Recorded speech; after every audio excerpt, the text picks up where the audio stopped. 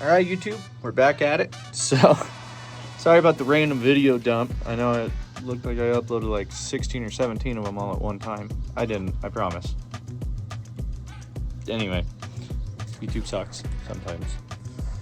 So, we're working on this starting system here. I was making a video about it earlier, but anyway, shit didn't work out because this meter was giving me issues, and then I had to start using this meter. And then this relay and the starter are going to get replaced anyways because it's an intermittent issue and we're not currently having an issue. But I'll kind of run you down through how to diagnose a starting system. Even though this one's already diagnosed, I'll kind of give you a brief description on how to do that. And then we're going to replace the starter in a little control relay because it's intermittent as shit, but it rules them out. That's what fixed the other two units that are identical to this one that had the exact same issue. Was we did the starter and this relay, and neither of the other two have issues anymore. So this one's having the same problem. We're just gonna do the same thing that fixed the other ones because we're already here, we've got the stuff. Even though it's working right now, it didn't work when the power went out, and that's a huge deal because this is for a water station. All right, that's what's behind me. This has water pumps in it to pump water to an entire fucking like small town or some shit right over on the other side of the hill. So pretty crucial. We're gonna replace it just because of that fact, and just make sure we know that's what fixed it before. So it'll fix it this time. That's basically how it's gonna go. So follow along for that. All right, got you guys set up on a magnet on my phone, right? So you can see my hands. So basically how this particular starting system works, and most of them work similarly. We've got this relay, right? This is power in, this is power out, right? So this is our switch side. So in, out. These two wires back here, this black and the white, those two, one's a ground, one's a power. They feed this contact, right, on our diagram to pull or push the contacts back and forth, right? So with power, it pushes them to close the contacts, so that way this one makes contact with this one and feeds power, right? So we have power coming in on our white, right, from the controller when we go to crank it. So we know we're getting power in from the controller, which in an automotive standpoint or a piece of machinery, this would be off the key or junction box of some kind. Just depends on how your vehicle or equipment is wired. This is a generator, so we're using a controller. This is just a ground. This is power in. That power turns this on, which then this power in goes here, which is power out, which that then goes through the harness around the back and goes here. And then get these out of the way, and then it ends here, right? So then we make sure that the power from here is going here, and when we find out that it is, the power from this is turning this little solenoid on, which then has a main feed in, right? Just like the last one. So the main power wire is coming from right here on the back, right? So it's on the positive side of things, right? So we've got a little, yeah, it goes right here. Right, I'm touching it, and then this is our battery cable from the battery, right, up to this point. So this is our power in. This is hot at all times. This turns this on. The contacts touch this post and this post together. We've got our ground wire here, which is just going straight over to this ground stud on the starter, right? So we've got the power, ground, same thing as this. Power and ground, pull the contacts together. And then this one then touches this one, goes through this wire and touches this one. This one turns this solenoid on to actually tell the starter to crank. And so this one and this ground right here, which goes straight to the ground stud on this side, right?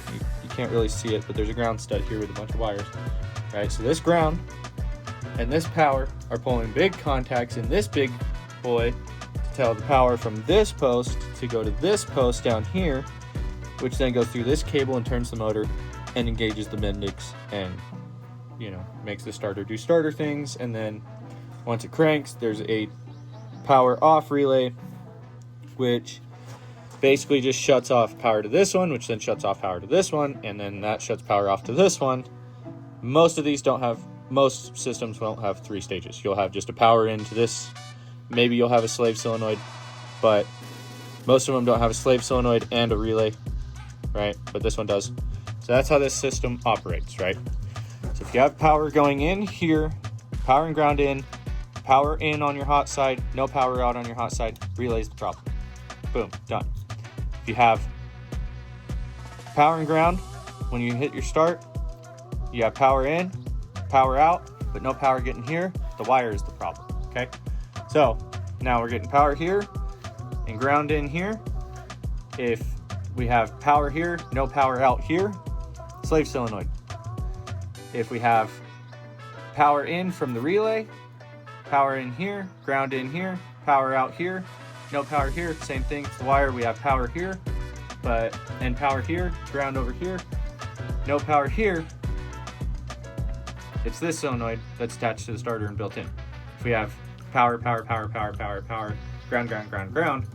power out to here, no cranky, it's the starter motor, right? We gotta make sure we have the ground, power, right? So that's how this system works. So intermittently, we're getting power all the way through everything, but it's not working, right? Intermittently, I will reiterate, it is working currently, but sometimes it does not. So we've had an issue with this on one of the other units that's identical to this one, and we've had a starter issue on both those units. So this and the starter have gotten replaced. This will be the 3rd unit. That's why we're replacing it, even though it currently, while I'm here, works. It's because when the power goes out, it has not worked. So that is how you kind of diagnose these, right? And if you're not getting a power in, it's at your key, right? Or your controller or whatever is feeding power to it, to this little relay. So if you're not getting power or you're not getting ground, you need to alleviate that further up the chain. But this is where I started, this is where the controller feed is coming in, and then, you know, out, then out, then out, right? So that's kind of where we're at. Now, with that out of the way, we are going to turn the charger off, right here. We're gonna get that shut off, and then we're gonna take the ground cable off, and then we're gonna start disconnecting all of this bunch of wires, this, right? We're gonna disconnect all this shit, get this replaced, and hook everything back up, and hook it up and test it.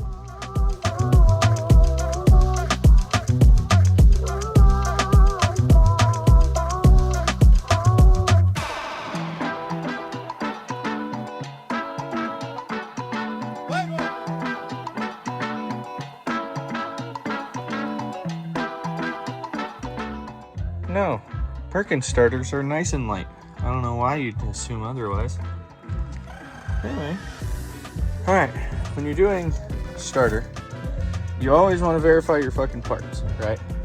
So we've got the slave solenoid, only one open, right? The other 3 have wires, right? We've got 2 posts, both are 24s, right? So basically, make sure it looks visually the same and that we've got the same 3 bolt holes. So this looks like our guy, and it is the same port number. That's the 12807, 12807, 24, 24. They're the same starter. So now we're gonna throw that one in that box, and then I'm gonna time lapse reinstalling that. Quick pause really quick. Good way to hold all your fucking wires together. Just grab a tiny little zip tie. I did it on both, so just a little, you know, and then this one just kind of straggles. There you go.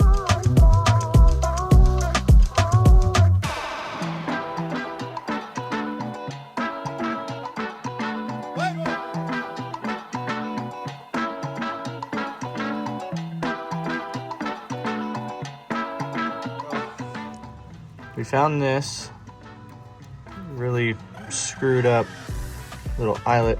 So I'm gonna go ahead and replace that as well, just so it's not giving us issues, because that's not gonna clamp down correctly.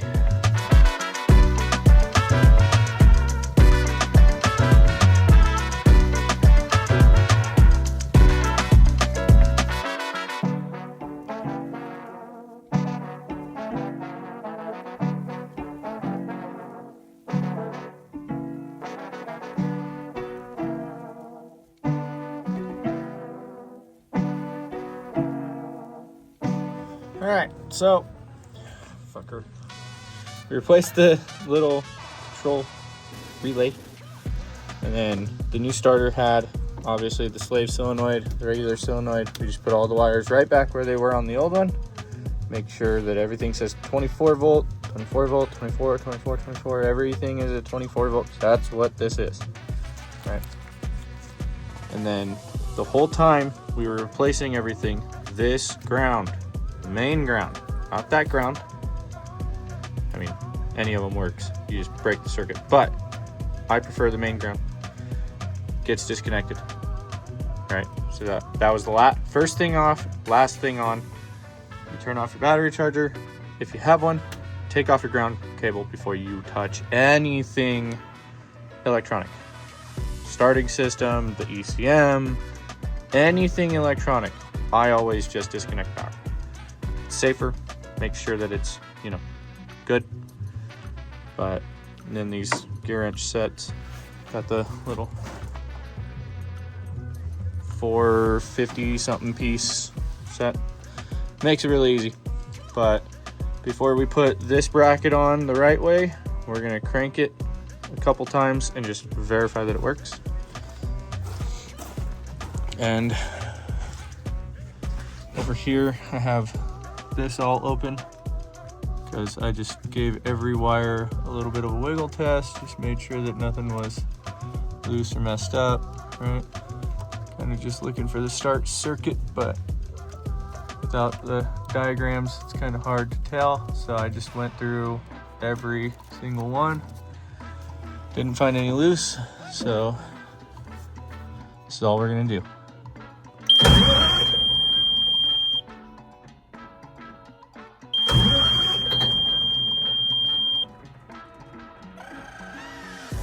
Now I'm gonna put the bracket back on the correct way. And then we're gonna crank this thing over and let it actually fire up and run for a second. And that should be it for this guy. That's kind of all we're doing. So I'm gonna put that on. All right, got the bracket back in.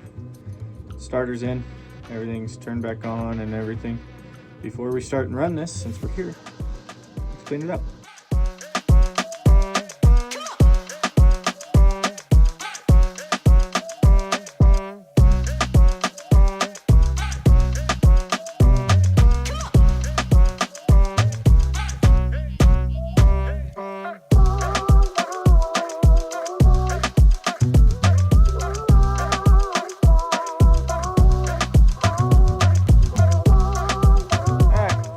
It only took about a metric ton of rags, but it's all cleaned up, all nice and shiny,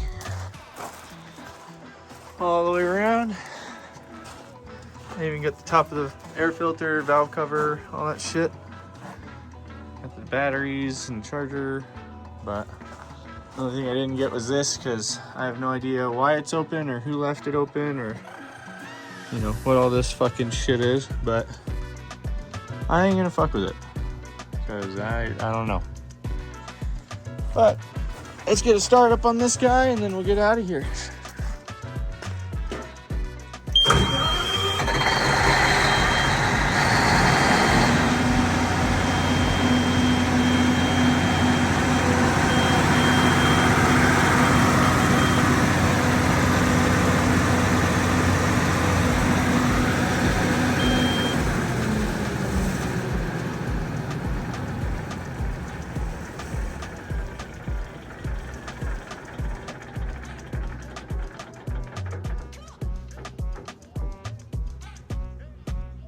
Now we're just gonna wait for the timer to count down right here. 2, 1, 5, 4, 3, 2. Okay, now we're gonna start it one more time just to make sure.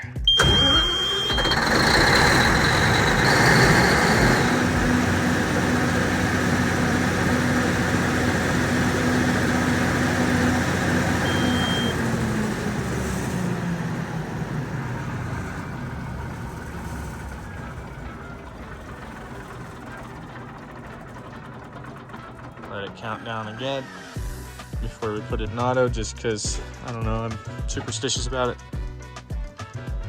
I haven't, well, that I know of, I haven't left one out of auto yet. I'm not gonna start now, so there we go. Put her in auto. Is ready? Perfect. Bueno. See you guys on the next one. That's how you diagnose and replace a starter and fucking clean a unit. Nice, simple, easy video, but at least it explains some stuff and you guys get to see this.